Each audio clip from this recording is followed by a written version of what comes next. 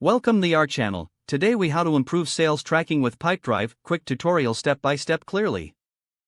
To improve sales tracking with Pipedrive, start by logging into your Pipedrive account. Access your dashboard to get an overview of your sales activities. Navigate to the pipeline section on the left sidebar. Select the specific pipeline you want to optimize for tracking. Take a moment to review the stages of your pipeline and ensure they align with your sales process. Click on the Edit Pipeline option to modify any stages if necessary. Add any new stages that reflect your current sales workflow. Arrange the steps in a logical order that facilitates ease of use. Next, go to the Deals section to see all active deals. Use the filters to sort deals by status, value, or expected close date. Identify which deals need immediate attention or follow-up. In the Deals view, click on a deal to access its detailed page. Make sure to fill in all relevant fields like value, expected close date, and associated contacts. Consider using the Activities tab to track calls, meetings, and emails related to the deal.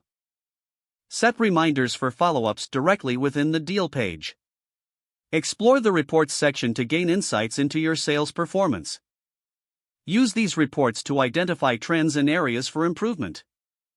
Adjust your sales strategies based on the data provided in the reports.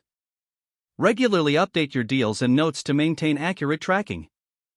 Incorporate integrations with other tools you use for seamless data collection. Utilize Pipedrive's mobile app to stay updated on the go. Finally, review your overall pipeline performance on a regular basis. Implement changes to your process based on your sales data analysis. By following these steps, you'll enhance your sales tracking efficiency with Pipedrive. If the page does not load, refresh the browser or try again in a private or incognito window. Make sure you are using the correct email address, then retype it carefully to avoid small typos.